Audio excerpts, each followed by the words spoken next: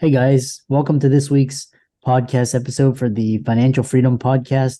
I'm your host, Dr. Christopher Liu, and I'm really excited about today's guest today. It's going to be all about AI, augmented copy, and marketing. Like I said, it's going to be talking about ChatGPT, really interesting. I've used it myself. And so welcome Steve to the show. Welcome. Thanks, Chris. It's a pleasure to be here. Yeah, you have a interesting bio and background. So tell the audience about yourself and how you got started, and we'll go from there. Well, you can probably tell from the accent. I'm from England originally. I moved to Canada kicking and screaming. I didn't really want to. My wife she's Canadian. She fell seriously ill. Turns out she had MS. So it was a kind of a forced migration. And my background is I'm a programmer and developer. I worked for the Fortune 500 company for nearly 20 years, and I found myself in a different country, not really wanting to code all night, drinking Pepsi with a bad back and a slightly worsening eye prescription over time. And then I realized I had also had an interest in marketing, what makes people tick, persuading them, solving problems. And so I kind of fell into marketing, but I find that my programming background kind of helps me. So I'm at the intersection now of marketing and technology, which is very much on point with things like ChatGPT and AI. And that's what I do. I consult and help businesses with AI adoption, with copywriting, with marketing, and stuff like that. Yeah. So, I love this idea. And so talk to the audience, especially with copy marketing, it's all about words and how you do it. And you talk about this idea of, this big thing in ChatGPT, for the audience, you can explain, but, prompts and then why people are using ChatGPT all wrong. Yes. Well, ChatGPT, as you know, from November 22, just kind of burst onto the scene, but it was the culmination of years of research on historically computers have been we tell it exactly what to do, and then it goes off and does it. And so if you, for example, were trying in 1995 to get Excel to do something that it couldn't do, you'd have to wait until next year and see if that feature was added to Excel or whatever. So we were constantly prescribing or telling the computer, this is what you have to do.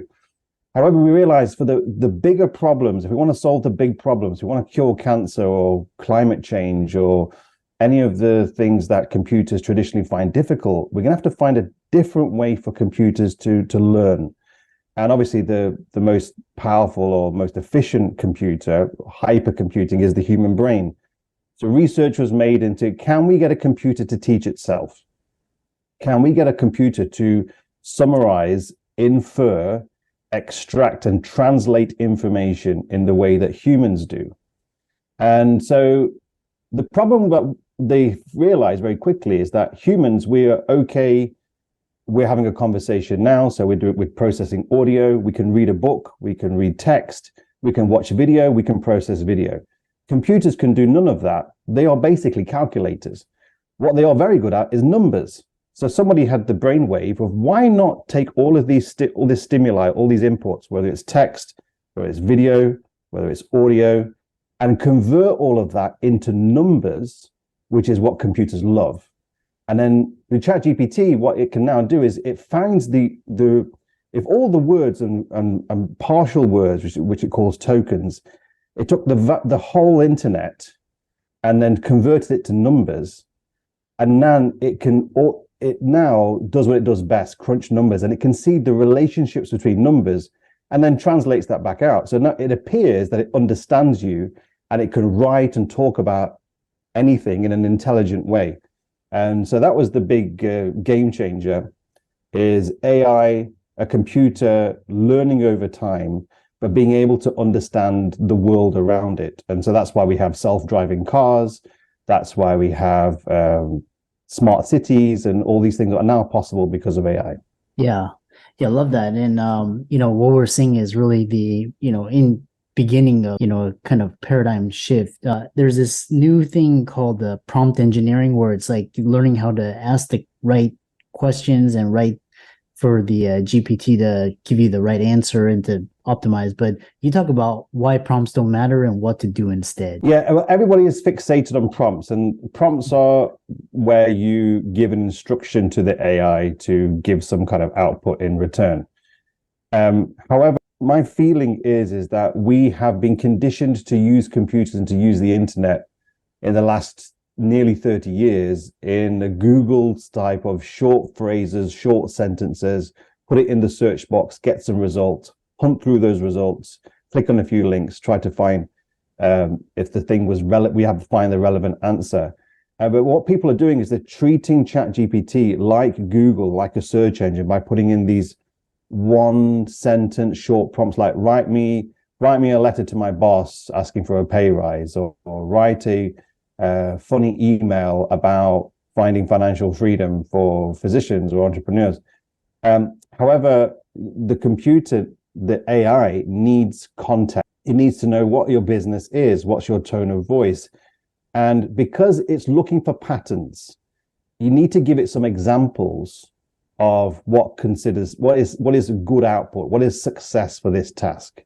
And so the one sentence simple prompt, which most people do without training, gets very generic, kind of boring, anodyne results. So people quickly say, this AI is useless, it doesn't know me, no one's going to read that, it's boring.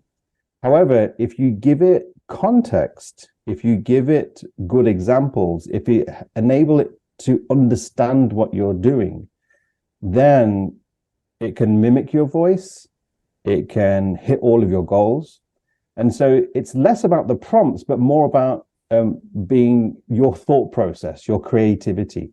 And so when I train people in my workshops, I focus not just on prompts, which you can copy and paste from anywhere, but how do you think about your business, can understand a problem, to know all of the relevant facts, and then to give that in a format to the way that the AI then becomes like a co-pilot for you. So that's why prompts are important, but they're only as good as the creative process and thought process that goes behind it to give the AI the right input. Yeah, I love that idea. Now with AI, we can basically we can have the idea, and then the AI basically does the groundwork, and it reminds me of kind of like how machines took over physical labor, and now AI is taking over mental labor, so we can focus more on creative and higher order tasks, which is quite interesting. Basically you come up with the idea, and then the AI writes the article, or the marketing piece. Some examples like that you've seen with ChatGPT, with especially like copywriting, persuasion, marketing. Give some examples to help the audience hear and illustrate it for the audience. Well, the most recent training that I did, I called it Live and Let AI. By the way, my business name is licensed to Quill. It was to imply that I'm elite and British like James Bond, but I'll be honest, that's where the comparisons kind of quickly end. But in my last Live and Let AI workshop, it was all about positioning, how client acquisition, especially big whale clients, finding a unique selling proposition, having the right tagline, say for LinkedIn or social media, being able to write compelling social posts or emails, or even a LinkedIn summary, should be a lot easier now. We have, like you say, a lot of this mental labor taken away from us from AI if we give it the right input. So in my last training, I was teaching people ChatGPT. You can position yourself as a problem solver, because there is a level at which highly motivated, highly successful businesses and entrepreneurs, they value their time more than money. They will throw money at a pressing, painful, urgent problem if they believe that you understand it and that you can solve it quickly.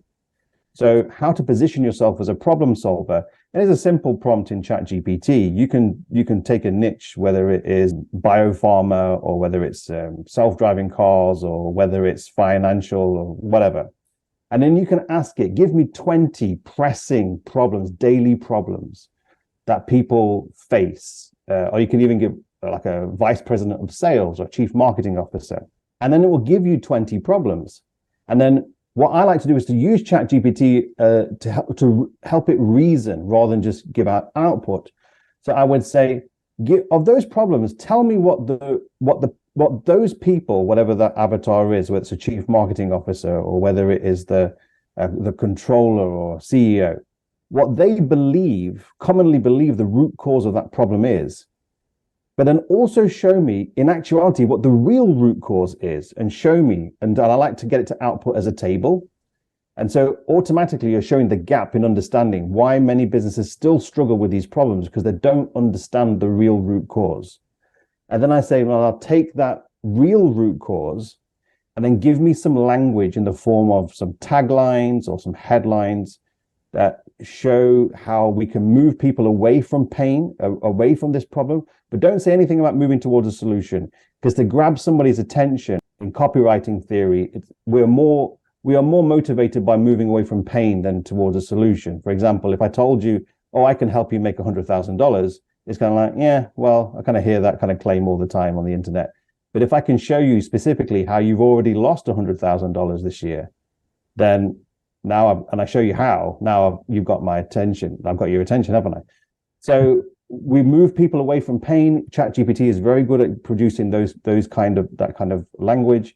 And then it's if you're trying to avoid baggage or vocabulary that kind of gets people on edge, like sales calls or discovery calls, you can ask ChatGPT to give you visual descriptive language to describe your business, describe your tagline, what you do, but also call it like diagnostic call, for example, or goal seeking call or something else. And then you can even get it to write LinkedIn bio for you. And then you can find those people who have this problem attending LinkedIn events. So I teach using ChatGPT to give you the language, but also to reason, to diagnose problems. And then by that, you can very easily position yourself as a problem solver who can solve high ticket problems for people who are motivated and have a lot of money. This is now ridiculously easy. You don't need to be a management consultant. You don't need to have gone to university and understood mental models and how to think. Like you say, this mental labor has all been taken away from us. So from the marketing point of view, it should, if we're using it properly, it should raise our marketing game by, several orders. Yeah, it's I mean, it's so amazing. And so what's going to happen to marketers, copywriters, editors in this age of AI? That's a very good question. I think the content writers across the board are losing their job. If you're just writing straight content, they're losing their jobs wholesale, because business owners do not see the need why they should be paying $2,000, $3,000, $5,000 a month to somebody who produces insipid content that doesn't actually convert, when I can get that from ChatGPT for free. So they're gone. ChatGPT doesn't replace jobs. It does tasks very, very well. And if your job is just a task that can be replicated just through text or through video coming soon or for audio, then that's gone. If you're a copywriter, if you're not a very good copywriter, then yeah, your job is either gone or it's under threat. What I would suggest to people is to continue to sharpen the axe and get good at whatever it is that you do, and then add another skill that makes you invaluable to a business. So if you're a copywriter, don't just be a copywriter, be a business strategist as well. Help people make good decisions. Teach them, do copywriting in ads or conversion rate optimization. There's one offer that I teach is you go into a business and then you say, this website, this funnel that you're using, how much money does it make? And then you can say, well, I will improve the conversion rate. You don't pay me if it doesn't work, but if you do, then you can give me $1,000 for every percent it goes up. Most businesses that are paying for ads, they will snap your hand off for that. So it's about evolving from just being, I just do this task, to doing that kind of multidisciplinary thinking that AI currently doesn't do. And that's a small shift, but it's one that's going to keep us relevant as AI gets better and better. Yeah, I love this.